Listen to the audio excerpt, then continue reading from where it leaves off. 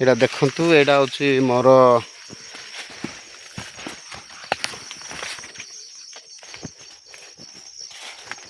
ମକା ବାଡ଼। ଦେଖ ବହୁତ ଅସୁବିଧାର ସମ୍ମୁଖୀନ ହେଉଛି। ମାକିଡ଼ି ଯାକ ଏମିତି ସବୁ ଖାଇ ଦେଇଛନ୍ତି। 2 ଦିନ ଟିକେ ଲେଟ୍ରେ କଲୁ, ଏଠି ସବୁ ଖାଇ ଦେଇଛନ୍ତି। ଏମିତି ଖାଇଲେ ଜଣେ ମନୁଷ୍ୟ କେମିତି ଆର୍ଥିକ ସୁଦୃଢ଼ ହୋଇପାରିବ? ବହୁତ ଦୁଃଖର ପରିତାପର ବିଷୟ। କ'ଣ କରିବା? ଏଇଟା ତ ଖାଇଲେ ଆଉ ଆମେ ଏକ ପ୍ରତି ଦୁଃଖ କରିବାର ନାହିଁ। ଯାହା ଅଛି ତାକୁ ଆମେ କେମିତି ବଞ୍ଚେଇବୁ ସେ ପ୍ରୟାସ ରଖିଛୁ। ଦେଖ ସବୁ ଖାଇ ଦେଇଛନ୍ତି। ଦେଖ ଏଠି ଭାଇ, ଏମିତି ଖାଇଲେ ଜଣେ ମନୁଷ୍ୟ ଅଳ୍ପ ଜମିରେ ଯଦି ସେ ଚାଷ କରିଥିବ, ସବୁ ଖାଇଦେଲେ କେତେ ଦୁଃଖ ଅନୁଭବ କରିବ ସେଇଟା ଚାଷୀ ବା ହିଁ ନିଜେ ଜାଣିପାରିବ।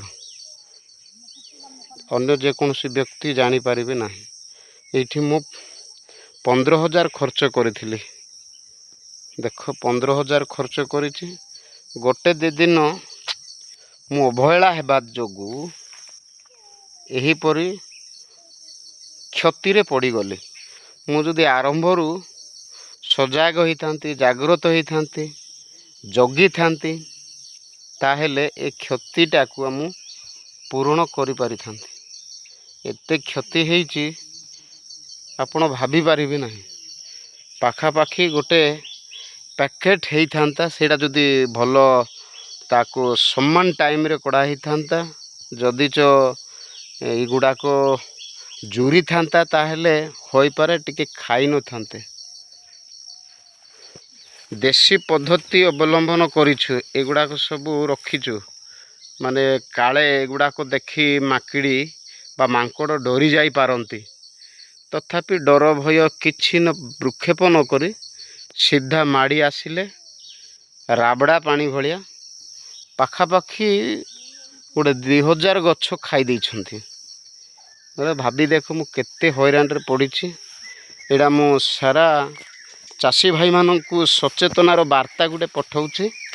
ଆପଣମାନେ ଯଦି ଗୋଟେ ବିହନ ବୁଣିଲେ, ଯେକୌଣସି ବୀଜ ହେଉ, ଆଇଦର ଆପଣ ମକା କରନ୍ତୁ, ଧାନ କରନ୍ତୁ କି ବିରି କରନ୍ତୁ, ଯେକୌଣସି ଫସଲ ଯଦି ଆପଣ କରୁଛନ୍ତି, ତାହେଲେ ଆପଣମାନେ ଟିକେ ଜଗିବେ ଅମଳ କରିବା ପର୍ଯ୍ୟନ୍ତ।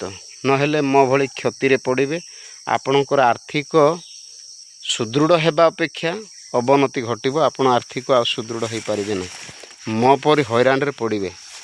ବିଶେଷ କରି ଚାଷୀ ଭାଇମାନଙ୍କୁ ଅନୁରୋଧ କରୁଛି, ଆପଣ ନିଜ ନିଜ ମକା ବାଡ଼ ହେଉ କି ଯେକୌଣସି ଫସଲ ବାଡ଼ରେ ଆପଣ ସବୁବେଳେ ଜାଗ୍ରତ ନେବା ପାଇଁ ଚେଷ୍ଟା କରନ୍ତୁ। ଏ ବାର୍ତ୍ତା ମୁଁ ଆପଣମାନଙ୍କୁ ଜଣାଉଛି।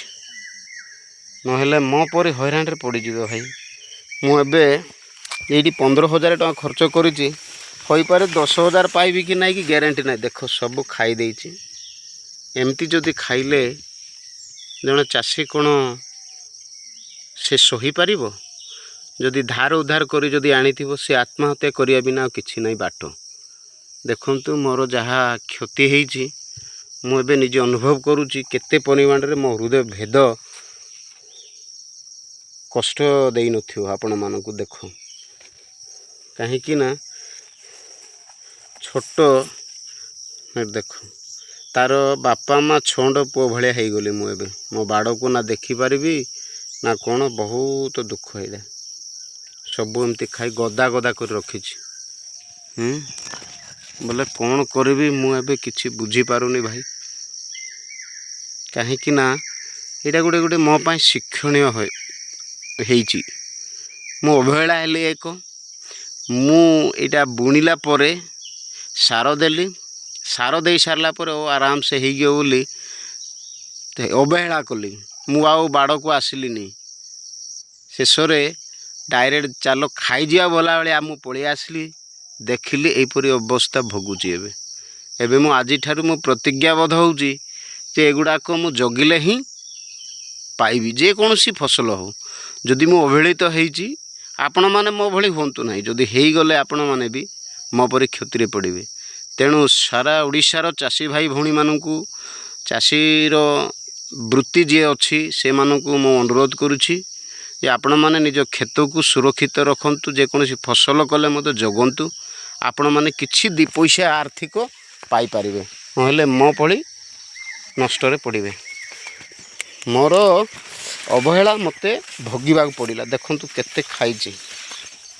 ଆପଣ ଭାବିପାରିବେନି ଏଇଟା ଯଦି ଏବେ ତା'ର କ୍ଷୀର ଦେବା ସମୟର, ଯେଉଁଟାକି ଫଳ କ୍ଷୀର ଦେବା ସମୟରେ ଏଇଟା କେତେ ହଇରାଣ ହେଇଛି। ଦେଖ, ବହୁତ ଦୁଃଖ ଲାଗିଯାଉଛି ଭାଇ। ସବୁ ଖାଇ ଦେଇଛି। ମୋ ମା ବହୁତ ମୋର ଭବିଷ୍ୟତ ଦେଖନ୍ତି। ସେ ଏବେ ପର୍ଯ୍ୟନ୍ତ କାମ କରି କାଲି ଆସିଲେ, ସେ ବହୁତ କାନ୍ଦିଛନ୍ତି। ଦେଖ କ'ଣ କରିବା, କାନ୍ଦିଲେ ତ ହେବନି। ଯାହା ଅଛି ତାକୁ ଆମେ ସୁରକ୍ଷା କରି ରଖିବାର ବ୍ୟବସ୍ଥା କଲେ ଯାଇ ଫଳ ପାଇବେ। ଆଉ ଏଇଟା ଖାଇଲା ଛାଡ଼, ଏଇଟା ତ ଯାହାକୁ ଯେଉଁ ଖାଦ୍ୟ ଦେବା କଥା ଦେଲା ବୋଲି ଆମେ ଯଦି ଭାବିବା, ତାହେଲେ ଆମେ କିଛି କରିପାରିବା ନାହିଁ। ଆର ପ୍ରତିକାରକୁ ଆଉ କ'ଣ ଅଛି ସେ ଉପରେ ଆମେ ଧ୍ୟାନ ଦେବାର ଅଛି। ଏତିକି ମୁଁ ଚାଷୀ ଭାଇମାନଙ୍କୁ ଅନୁରୋଧ କରୁଛି, ଆପଣମାନେ ନିଜ ନିଜ କ୍ଷେତକୁ ରଖନ୍ତୁ। କାହିଁକି ମୁଁ ଯଦି ଜଗିବି ନାହିଁ, ବାରାହା ମଧ୍ୟ ଖାଇବାର ସମ୍ଭାବନା ଅଛି। ବାରାହା ଯଦି ଖାଇଲା ବୋଲେ ଏଇଟା ସବୁ ପଳେଇଲା। ଆଉ ଅଳ୍ପ ଅଛି। ଆଜିଠୁ ଆମେ ଜଗିବାକୁ ଆରମ୍ଭ କରୁଛୁ। ନିଜ ନିଜ ମକା ବାଡ଼ ଗୁଡ଼ିକରେ ଜଗନ୍ତୁ, ତାହେଲେ ଯେ ଆପଣମାନେ ପାଇପାରିବେ। ନହେଲେ ମୋ ପରି କ୍ଷତି ହେବେ। ଆପଣ ଧାର ଉଧାର କରିକି କିଛି ଫସଲ ପାଇବି, ବିକ୍ରି କରିକି ପରିବାର ପ୍ରତିପୋଷଣ କରିବି ବୋଲି ଯଦି ଇଚ୍ଛା ଶକ୍ତି ମନୋବୃତ୍ତି ଅଛି ଆପଣମାନଙ୍କର, ତାହେଲେ ଆପଣମାନେ ସବୁ ସତର୍କ ଅବଲମ୍ବନ କରି ଚାଲିଲେ ଶେଷ ସମୟରେ ଆପଣମାନେ ସୁନା ପାଇବେ। ଅର୍ଥାତ୍ ଆପଣ ଯେକୌଣସି ଆର୍ଥିକ ବିକ୍ରି କରିକି ଆର୍ଥିକ ସୁଦୃଢ଼ ହୋଇପାରିବେ, କିଛି ଅର୍ଥ ପାଇପାରିବେ। ନହେଲେ ମୋ ପରି ଭିକାରୀ ହେଇଯିବେ। ଅନୁରୋଧ କରୁଛି ଆପଣମାନେ ସଜାଗ ହୁଅନ୍ତୁ। ଏଇଟା ଗୋଟେ ମୋର ବାର୍ତ୍ତା। ଧନ୍ୟବାଦ।